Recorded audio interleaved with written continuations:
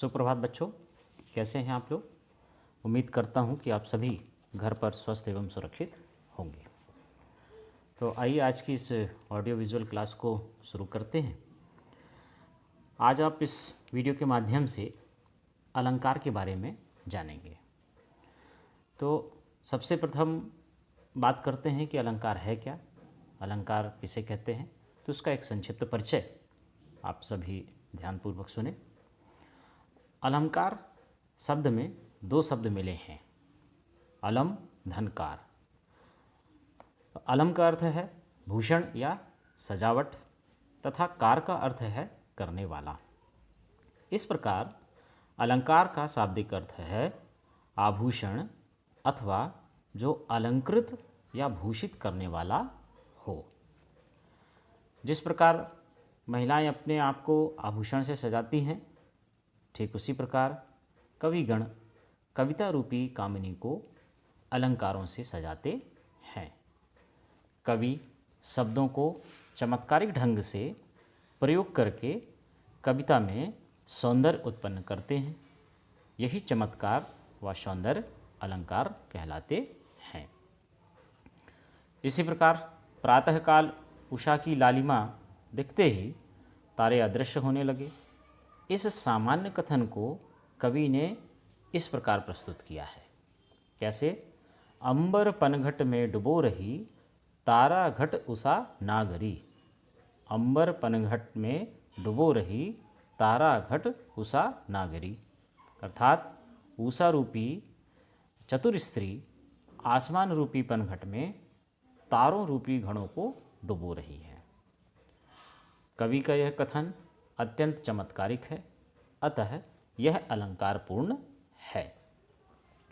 भाषा और साहित्य का सारा कार्य व्यापार शब्द और अर्थ पर ही निर्भर है। अतः शब्दों के विशिष्ट प्रयोग अथवा अर्थ में विशिष्टता स्थापित करके ही कथन के सौंदर्य की अभिवृद्धि की जाती है।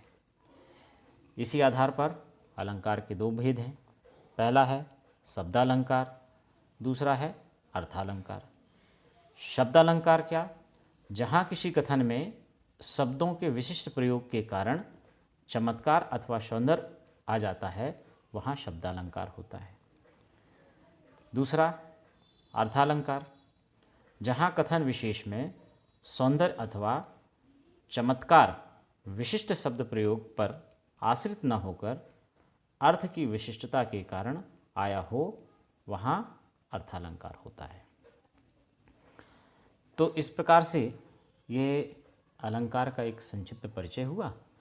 अब आपके जो पाठ्यक्रम में प्रमुख अलंकार दिए गए हैं, उन अलंकारों की परिभाषा और उसके उदाहरण जो हैं आप लोग इस वीडियो के माध्यम से देखेंगे और सुनेंगे।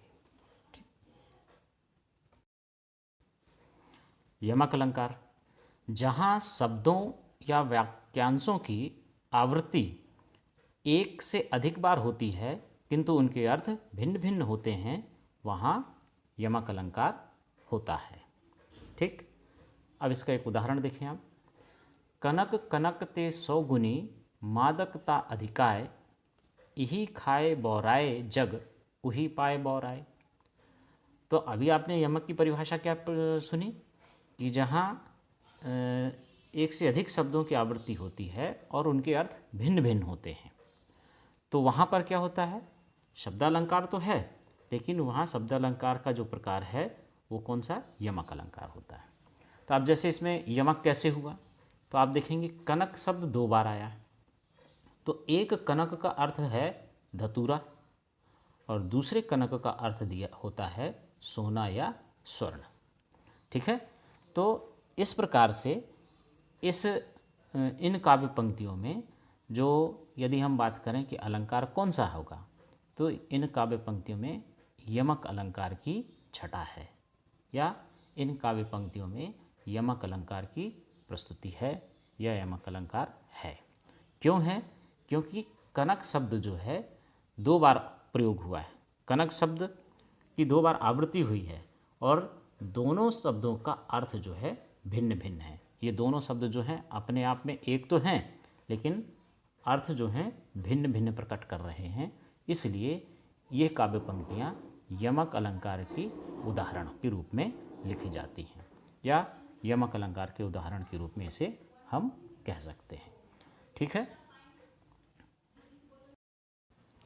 अब यमक के और उदाहरण देखिए आप, अन्य उदाहरण कि कैसे एक से अधिक शब्द की आवृत्ति हुई और वो शब्द एक ही हैं लेकिन भिन्न भिन्न अर्थों को प्रकट करते हैं। तो यमक के अन्य उदाहरण में काली घटा का घमंड घटा, नभमंडल तारक वृंद खिले। अब आप देख रहे हैं इसमें काली घटा का घमंड घटा, तो एक घटा शब्द कितने बार आया? 2 बार आया, लेकिन इन 2 बार के आने के साथ साथ में शब्द तो एक ही है, लेकिन शब्द एक है होने के साथ में क्या है, शब्द दो आवृत्ति 2 बार हुई शब्दों की, लेकिन इनके अर्थ जो हैं भिन्न भिन्न हैं। तो अब भिन्न भिन्न अर्थ हैं तो कैसे हैं? तो एक घटा, तो घटा का अर्थ क्या है? काले बादलों का समूह। और दूसरे घटा का अर्थ क्या है? अर्थात घटा अर्थात कम हो गया, कम हो जाना। तो यह उदाहरण भी क्या होगा? यमक अलंकार का उदाहरण होगा। फिर अगला उदाहरण, 3 बेर खाती थीं वे 3 बेर खाती हैं। तो यहाँ भी आप देखो कि बेर शब्द 2 बार आया और 2 बार आने के साथ में क्या है, इन दोनों का अर्थ भी अलग अलग है, अलग अलग प्रकार के इन अर्थ को प्रकट कर रहे हैं। तो 3 बेर अर्थात 3 बार, 3 समय, 3 बेर अर्थात 3 बेर अर्थात फल, बेर का जो फल है, तो इसमें भी क्या है? यमक अलंकार है। फिर कर का मन का डार दे, मन का फेर। अब यहाँ भी आप देखो मन का शब्द 2 बार आया, अब 2 बार मन का शब्द आया तो इसमें भी क्या है, इनके भी अलग अलग अर्थ हैं। तो पहले मन का अर्थ क्या है? हृदय का, और दूसरे मन का अर्थ क्या है? मोती या दाना से है। ठीक, तो ये यमक अलंकार के अन्य उदाहरण हुए। इस प्रकार से आप यमक की परिभाषा और इन उदाहरणों को जब आप पढ़ेंगे तो आपको जो है यमक अलंकार पूरी तरह से स्पष्ट हो जाएगा। अब आगे है श्लेष अलंकार। श्लेष का अर्थ है चिपकना। जहाँ किसी शब्द की आवृत्ति एक ही बार हो पर उसके एक से अधिक अर्थ हों, वहाँ श्लेष अलंकार होता है। उदाहरण, मंगन को देख पट देत बार बार। अब यहाँ आप देखें कि पट शब्द आया 1 बार, लेकिन यहाँ पर क्या हो रहा है कि अर्थ जो हो रहे हैं एक से अधिक हैं। शब्द एक ही है, अर्थ इसके अधिक हैं। अब अर्थ अधिक कैसे हुआ? तो आप इस उदाहरण को समझें जरा। मंगन को देख पट देत बार बार। अब कोई व्यक्ति है जो याचक अर्थात जो मांगने वाला है, वो मांगने वाला उसके घर में किसी एक व्यक्ति के घर के पास आता है, तो व्यक्ति जो है मांगने वाले को पट अर्थात वस्त्र देता है। जब भी वो आता है तो उसको देता, यानी मंगन को देख पट देत बार बार। तो एक शब्द हुआ पट का, एक इस पट का एक अर्थ निकला बार बार वस्त्र। ठीक है, एक पट का अर्थ क्या निकला? वस्त्र। अब फिर दूसरा अर्थ भी निकल रहा है इसमें, पट देत बार बार। अब उसका दूसरा अर्थ, पट अर्थात क्या होता है? किवाड़ या दरवाज़ा। तो जैसे ही भिखारी मांगने के लिए आता है तो उसको देख करके दरवाज़ा बंद कर देता है। तो इस प्रकार से यह श्लेष अलंकार की परिभाषा हुई। ठीक, अब आगे, अब श्लेष के और भी अन्य उदाहरण देखें आप। तो जैसे है, सुबरन को खोजत फिरत कवि व्यभिचारी चोर। सुबरन अर्थात यहाँ सुबरन शब्द दिया है, सुबरन शब्द आया, लेकिन इस सुबरन के अर्थ 3 निकल रहे हैं। क्या क्या? सुबरन का पहला अर्थ है अच्छे वर्ण, दूसरा है अच्छी या सुंदर स्त्री, और तीसरा अर्थ है स्वर्ण या सोना। ठीक, दूसरा उदाहरण, जो रहीम गति दीप की कुल कपूत गति होए, बारे उजियारो करे, बढ़े अंधेरो होए। तो यहाँ बारे शब्द आया, तो बारे शब्द एक है लेकिन इसके साथ में कई अर्थ चिपके हुए हैं, कई अर्थ इसके निकलेंगे। तो पहले बारे शब्द का अर्थ है जलने पर या छोटा होने पर, और बढ़े का अर्थ है बारे का दूसरा अर्थ क्या होता है बढ़े, तो बड़ा हो जाने पर या बुझ जाने पर। ठीक, तो ये श्लेष अलंकार के अन्य उदाहरण हुए। इन्हें आप जब बार बार पढ़ेंगे तो आपको ये उदाहरण जब आप पढ़ लेंगे तो आप सीधे परिभाषा भी लिख सकते हैं और उदाहरण आपको लिखने में कोई कठिनाई नहीं होगी। इसलिए परिभाषा और उदाहरणों को आप बड़े ध्यान से सुनेंगे और उसे समझेंगे। ठीक है, अब अगला अलंकार, ब्याज स्तुति अलंकार। जब कथन में देखने और सुनने पर निंदा अथवा बुराई सी जान पड़े किंतु वास्तव में प्रशंसा हो, वहाँ ब्याज स्तुति अलंकार होता है। देखिए परिभाषा क्या कह रही है, जब कथन में देखने और सुनने पर निंदा यानी बुराई सी जान पड़े किंतु वास्तव में प्रशंसा हो, वहाँ ब्याज स्तुति अलंकार होता है। अब जैसे उदाहरण दिया है, गंगा क्यों टेढ़ी चलती हो, दुष्टों को शिव कर देती हो। अब यहाँ पर गंगा की क्या बात है, गंगा अर्थात नदी भी हो सकती है और कहना चाहिए किसी एक स्त्री की भी बात हो सकती है। तो उसमें यदि हम बात करें कि गंगा की यदि बात कर रहे हैं, गंगा नदी की यदि हम बात कर रहे हैं, तो गंगा क्या होता है, उसका प्रवाह जो है टेढ़ा मेढ़ा है ना, यानी वो सीधी एक सरल रेखा में तो बहती नहीं, लेकिन टेढ़ी आड़ी टेढ़ी होकर के जब वो बहती है तो उस बात को लेकर के यहाँ पर कवि ने कहा कि गंगा क्यों टेढ़ी चलती हो, अर्थात यहाँ पर गंगा की निंदा समझ में आ रही है इस कथन को सुनने पर। लेकिन वास्तव में वहाँ पर बात क्या कही गई है कि दुष्टों को शिव कर देती है, अर्थात गंगा में जितने भी लोग हैं, जितने लोग हैं, कहना चाहिए ऐसा कहा जाता है कि गंगा नदी में जिसने डुबकी लगा ली तो उसके सारे पाप धुल जाते हैं, सारे पाप नष्ट हो जाते हैं। तो वहीं पर इस दूसरी पंक्ति का आशय यही है कि दुष्टों को शिव कर देती, मतलब जितने भी पापी लोग होते हैं, पापी कोढ़ी जितने लोग हैं, वो आपकी शरण में यानी गंगा नदी में की शरण में जब जाते हैं, डुबकी लगाते हैं तो उनके सारे पाप धुल जाते हैं। तो ये वास्तव में इस उदाहरण में क्या बात कही है, हमें सुनने में तो गंगा क्यों टेढ़ी चलती हो ऐसा लग रहा है कि बुराई हो रही है कि गंगा तुम टेढ़ी मेढ़ी क्यों बह रही हो, लेकिन वास्तव में वहाँ पर क्या है, प्रशंसा है। प्रशंसा किस बात की, प्रशंसा इस बात की कि गंगा में जिन्होंने भी डुबकी लगाई, चाहे पापी हों, पुण्य कहना चाहिए कोढ़ी, जितने भी पाप करने वाले लोग हैं, जितने लोग भी ऐसे लोग हैं जिन्होंने गंगा में डुबकी लगाई, निश्चित वो पूरी तरह से शिव के रूप में बन जाते हैं, शिव हो जाते हैं, अर्थात पाप रहित हो जाते हैं। ठीक है, तो इस तरह से यहाँ पर क्या होगा, ये ब्याज स्तुति अलंकार होगा।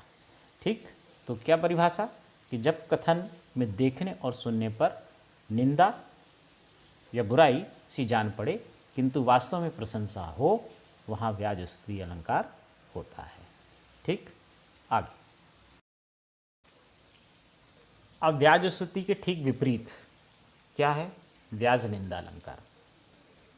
जहाँ कथन में स्तुति का आभास हो, वास्तव में निंदा हो, किंतु वास्तव में निंदा हो, वहाँ ब्याज निंदा अलंकार होता है।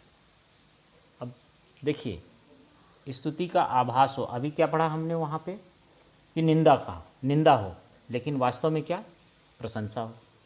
यहाँ क्या है, कथन में स्तुति का आभास हो किंतु वास्तव में निंदा हो, वहाँ ब्याज निंदा अलंकार होता है। जैसे उदाहरण, राम साधु तुम साधु सयाने। अब कोई व्यक्ति है, अब उस व्यक्ति को जैसे कोई बहुत व्यक्ति यदि कहना चाहिए किसी बात को बहुत जल्दी से समझ नहीं पाता है, मेरी बात को समझें आप, किसी बात को समझ नहीं पाता है, तो यदि हम उस व्यक्ति को कहते हैं यार तुम बहुत मूर्ख हो, तो क्या होगा, उसको बुरा लगेगा ना कि यार ये हमको मूर्ख कहता है। लेकिन यदि आप उस तरीके से इस बात को कहें कि यार आप तो बड़े होशियार आदमी हो, यार आप तो सब काम कर लेते हो, अब वो जान रहा है यार ये व्यक्ति जिस बात को लेकर के कह रहा है, मुझे पता है कि मैंने इस काम को ठीक तरह से नहीं कर पाया, इस विषय वस्तु को ठीक से समझ नहीं पाया, लेकिन ये 4 लोगों के सामने ऐसा ना कह कर के कि तुम बड़े मूर्ख आदमी हो, तुम्हें कुछ नहीं आता, एकदम गधे हो, तुम कुछ नहीं कर सकते हो, ऐसा ना कह कर के इसलिए कहा यार तुम बड़े होशियार हो, तुम सारे काम कर लेते हो, तुम्हें हर चीज़ समझ में आ जाती, बहुत जल्दी तुम समझ लेते हो। तो ये इस वाक्य में क्या लग रहा है कि हम वास्तव में उसकी प्रशंसा कर रहे हैं, लेकिन यहाँ प्रशंसा नहीं है। प्रशंसा यहाँ पर क्या है, ये हम उसकी कमी को उजागर कर रहे हैं, और उस कमी के उजागर को वही व्यक्ति बस जान रहा है जिस व्यक्ति को हम कह रहे हैं। बाकी 4 लोग जो हैं वो नहीं समझ पा रहे हैं कि आखिर इस बात को जो कहा गया है वो किस विषय को या किस बात को लेकर के इसे कहा जा रहा है, इस बात को। तो व्याज निंदा क्या है कि जहाँ कथन में स्तुति का आभास हो, मतलब प्रशंसा तो दिख रही है, लेकिन वास्तव में उसकी कहीं ना कहीं कमी को उजागर किया जा रहा है। तो कमी को बताना ही व्याज निंदा अलंकार है। ठीक है, तो इसका उदाहरण है, राम साधु तुम साधु सयाने, राम मातु भली पहचाने। ठीक, अब आगे विशेषोक्ति अलंकार। जब कारण के होते हुए भी कार्य नहीं होता, वहाँ विशेषोक्ति अलंकार होता है। क्या कह रहा है, परिभाषा कहती है कि जब कारण के होते हुए भी कार्य नहीं होता, वहाँ विशेषोक्ति अलंकार होता है। जैसे उदाहरण, मूर्ख हृदय न चेत, जो गुरु मिलहि विरंची सम। अब कारण तो है, यहाँ पे कारण क्या है कि व्यक्ति मूर्ख है, लेकिन कार्य नहीं हो रहा। कार्य किस प्रकार का नहीं हो रहा है कि मूर्ख व्यक्ति है, उसको गुरु यानी ब्रह्मा जैसे गुरु भी मिले हुए हैं, लेकिन उसके बावजूद भी वो ज्ञानी नहीं बन पा रहा है, ज्ञानार्जन नहीं कर पा रहा है। तो मूर्ख हृदय न चेत, जो गुरु मिलहि विरंची सम। तो विशेषोक्ति अलंकार क्या है कि जब कारण के होते हुए भी कार्य नहीं होता, वहाँ विशेषोक्ति अलंकार होता है। ठीक, विभावना अलंकार। ठीक, विशेषोक्ति का विपरीत ये भी कि जब कारण ना होने पर भी कार्य का होना बताया जाता है, वहाँ विभावना होता है। कारण ना होने पर भी कार्य का होना बताया, और वहाँ क्या है, कारण के होते हुए भी कार्य का ना होना बताया जाए। यहाँ कारण नहीं है लेकिन कार्य हो रहा है, कारण नहीं है लेकिन कार्य हो रहा है। तो क्या है, इसका उदाहरण क्या है, बिनु पद चले सुने बिनु काना। अब यहाँ कारण कुछ नहीं है कि कुछ कारण हो, लेकिन वो बात कह रहा है कि बिनु पद चले सुने बिनु काना, यानी जो लंगड़ा है वो बिना पैर का व्यक्ति चल रहा है, बिना कान का सुन रहा है। कर बिनु कर्म करे विधि नाना, और जिसके हाथ नहीं है वो भी विभिन्न प्रकार के काम किए जा रहे हैं। तो यहाँ पर क्या है, ये जो पंक्तियाँ दी हैं काव्य पंक्तियाँ, इस काव्य पंक्तियों से ये स्पष्ट हो रहा है कि यहाँ पे कारण कुछ नहीं। भाई जो लंगड़ा व्यक्ति है, जो बहरा व्यक्ति है, और जो कहना चाहिए जिसके हाथ नहीं है, तो ये सारे अंग प्रत्यंग उसके कहना चाहिए अंग भंग है, और अंग भंग होने के बावजूद भी वो काम कर रहा है। ये बात ठीक नहीं है, मतलब ये बात जो है उचित नहीं लग रही है।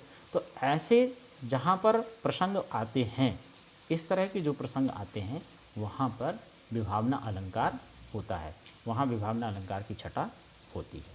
ठीक है, तो विभावना अलंकार क्या है कि जब कारण ना होने पर भी कार्य का होना बताया जाता है, वहाँ विभावना अलंकार होता है। विभावना और विशेषोक्ति ये जो हैं 1 नंबर के प्रश्न बनते हैं, और इसमें सत्य असत्य में या सही जोड़ी में ऐसे ये प्रश्न पूछे जाते हैं। ठीक, तो ध्यान रखिए। फिर है पुनरुक्ति प्रकाश अलंकार।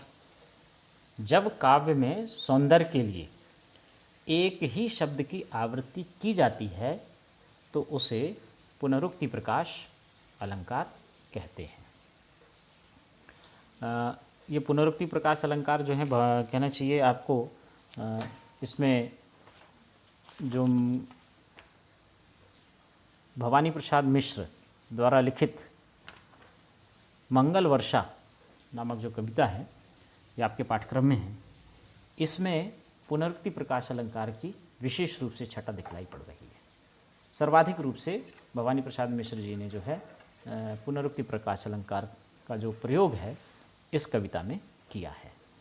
तो कहना चाहिए ये कि जहाँ पर कविता में उसके सौंदर्य को बहुत अच्छा प्रस्तुत किया जाए, उसके सौंदर्य को बहुत अच्छे से प्रकट किया जाए, तो कवि जो हैं शब्दों की पुनरावृत्ति करते हैं, शब्दों की आवृत्ति करते हैं, कई बार पुनरावृत्ति कर लेते हैं, पुनः कहना चाहिए। तो जहाँ पर शब्दों के काव्य पंक्तियों में शब्दों की पुनरावृत्ति होती है तो उस शब्दों की आवृत्ति को ही वहाँ पुनरुक्ति प्रकाश होता है, उसे पुनरुक्ति प्रकाश कहते हैं। जैसे उदाहरण आया है, छन छन उठी हिलोर मन पागल दर्शारी। तो अब यहाँ छन छन शब्द जो आया है ये 2 बार प्रयुक्त हुआ है, ठीक है, इसकी 2 बार पुनरुक्ति हुई है, इसलिए इस पंक्ति में पुनरुक्ति प्रकाश अलंकार की छटा है। फिर दूसरा उदाहरण दिया है, अरी सुहागिन भरी मांग में भूली भूली री। अब यहाँ भूली भूली शब्द जो है 2 बार आया है, तो यहाँ भी क्या है, पुनरुक्ति प्रकाश अलंकार की छटा है, ठीक है। तो ये क्या हुआ, पुनरुक्ति प्रकाश अलंकार हुआ। मानवीकरण अलंकार, जब कविता में प्रकृति पर मानवीय क्रियाकलापों का आरोप किया जाता है तो वहाँ पर मानवीकरण अलंकार होता है।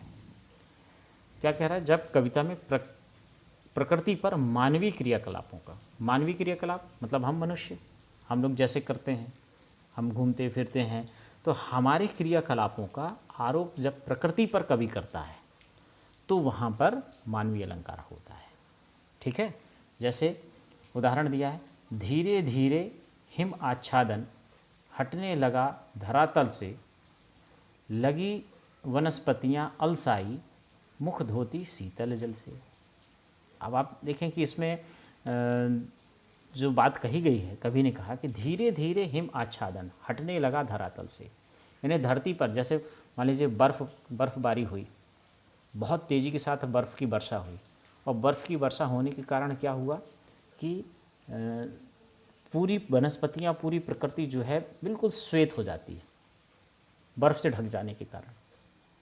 लेकिन जब वही बर्फ़ जब धीरे धीरे जब पिघलने लग जाती है, ज़मीन से, धरती से जब पिघलना शुरू करती है, लगी वनस्पतियाँ अलसाई मुख धोती शीतल जल से। तो जब बर्फ़ पिघलती है तो क्या होता है, धीरे धीरे पेड़ पौधे जो हैं दिखना शुरू हो जाते हैं। तो उस दृश्य को देख करके कवि ने इस प्रकार की पंक्तियों को कहा कि बर्फ़ से ढकी हुई वनस्पतियाँ जब बर्फ़ धीरे धीरे पिघलने लगती हैं तो जब वो वनस्पतियाँ दिखलाई पड़ती हैं तो ऐसा लगता है कि मानो कोई व्यक्ति जो है अलसाया हुआ, जो सो करके उठा हुआ व्यक्ति है, एकदम से सो करके उठा और अपने मुख को धो रहा हो, अब कहना चाहिए मुख को ठंडे पानी से धो रहा हो। उसी तरह से वनस्पतियाँ भी जो हैं बर्फ़ से ढकने के कारण जब धरातल से बर्फ़ जब पिघलने लग जाती है तो वनस्पतियाँ कुछ इस प्रकार की प्रतीत होती हैं। तो मुख धोना, अलसाना, ये शब्द क्या है, ये व्यक्ति के जीवन के हैं, व्यक्ति विशेष के लिए प्रयोग किए जाते हैं। लेकिन जब यानी इस प्रकार की जो क्रियाएं होती हैं, मुख धोने की क्रिया, अलसाने की जो क्रिया होती है, तो ये किस में होती है, व्यक्ति में होती। तो इस प्रकार की क्रियाओं का आरोप जो है जब प्रकृति में किया जाता है, क्रियाकलापों का जब आरोपण जब प्रकृति में किया जाता है तो वहाँ पर मानवीकरण अलंकार होता है, ठीक। तो क्या है मानवीकरण अलंकार, जब कविता में प्रकृति पर मानवीय क्रियाकलापों का आरोप किया जाता है तो वहाँ मानवीकरण अलंकार होता है, ठीक है। तो इस तरह से आपका ये जो अलंकार का जो विषय वस्तु है अलंकार की वो यहीं पर पूर्ण होती है। और इस ऑडियो वीडियो को, विजुअल क्लास वीडियो को जो है आप बड़े ध्यान से देखेंगे और ध्यान से जब सुनेंगे तो आपको ये विषय वस्तु स्पष्ट हो जाएगी। और सभी लोग इसे आप 2-3 बार जब पढ़ेंगे, सुनेंगे तो आपको ये आपके जो उदाहरण दिए हैं पाठ्यपुस्तक में, आपके पाठ्यक्रम में, ये प्रमुख उदाहरण अलंकार दिए गए हैं, इसलिए आप इन्हीं अलंकारों को पढ़ेंगे और इनको ही समझेंगे। ठीक, इसके अतिरिक्त आपको और कोई अलंकारों को पढ़ने की आवश्यकता नहीं है अभी, यानी कक्षा 12वीं के पाठ्यक्रम के अनुसार। ठीक है, तो इस विषय वस्तु को यहीं पर पूर्ण करता हूँ मैं। जय हिंदी, वंदे मातरम।